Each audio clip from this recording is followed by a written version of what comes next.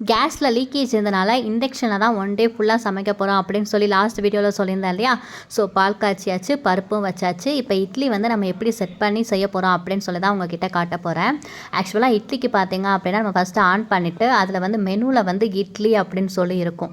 அதை வந்து first set பண்ணிக்கோங்க. அடுத்து டைமர் இருக்கும், அதை கிளிக் பண்ணிவிட்டு நீங்கள் 10லேருந்து 15 மினிட்ஸ் வரைக்கும் வச்சுக்கலாம். நாங்கள் எப்போவுமே வந்துட்டு ஒரு 15 மினிட்ஸ் வந்து நான் செட் பண்ணிக்குவேன். இந்த மாதிரி செட் பண்ணிட்டோம் அப்படின்னா நம்ம மூடி போட்டு வைக்கும்போது கொஞ்சம் ஆவி வரும். அந்த டைமில் நம்ம இட்லி தட்டில் வந்து எண்ணெயை தடவிட்டு என்ன செய்யலாம் அப்படின்னா இட்லிக்கு வந்து மாவு ஊற்றிக்க போகிறோம். எங்கள் அம்மா ஸ்கூலில் தான் ஒர்க் பண்ணிகிட்டு இருந்தாங்க இல்லையா. ஸோ அந்த டைமில் என்ன பண்ணுவாங்க அப்படின்னா வேலைக்கு போகிற டைமில் அவங்க குளிக்க போவாங்க இல்லையா.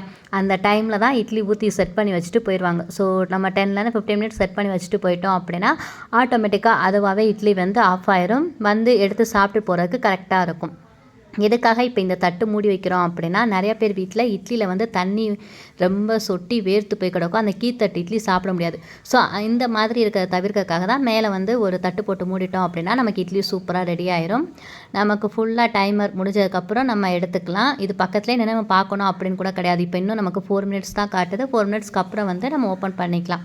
இப்போ நம்ம இந்த மாதிரி செட் பண்ணி வச்சுட்டு நம்ம அடுத்து வேறு வேலையை பார்க்க ஆரம்பிக்கலாம். இதுவே நம்ம கேஸில் அப்படின்னா பக்கத்துலேயே நின்று பார்த்துட்டே இருக்கணும், வெந்துருச்சா அப்படின்னு சொல்லிலாம் அதை தொட்டு பார்க்கணும். இதில் அந்த மாதிரி பிரச்சனை வந்து நமக்கு இருக்காது. இப்போ வந்து நம்ம செட் பண்ண டைமர்லாம் முடிஞ்சிருச்சு. நம்ம ஓப்பன் பண்ணி பார்த்தோம் அப்படின்னா சூப்பராக அருமையாக நம்மளோட இட்லி வந்து நல்லா சாஃப்டாக ரெடி ஆயிரும். இதுதான் இண்டக்ஷன் ஸ்டவ்வில் ஒரு ப்ளஸ் பாயிண்ட்டே. பக்கத்தில் நின்று நம்ம பார்க்கணுங்கிற அவசியம் வந்து இருக்காது. அதுக்கப்புறம் கீத்தட்டு இட்லியும் பாருங்களேன், சூப்பராக வந்திருக்கும். நமக்கு தண்ணி எதுவுமே அதில் வந்து இல்லாமல் சூப்பராக இருக்கும். இப்போன்னு இல்லை, ரொம்ப வருஷமாக எங்கள் வீட்டில் இட்லி ஊற்றுறது அப்படின்னாலே நாங்கள் மோஸ்ட்லி இண்டக்ஷன் தான் ஃபஸ்ட் ப்ரிஃபரன்ஸாகவே வச்சுக்குவோம். ஏன்னா பக்கத்தில் நின்று பார்க்கணுங்கிற தேவை இருக்காது இல்லையா. கேஸ் இல்லைனா என்ன, இண்டக்ஷன் நமக்கு ஏற்ற மாதிரி பயன்படுத்திக்க வேண்டியது தான்.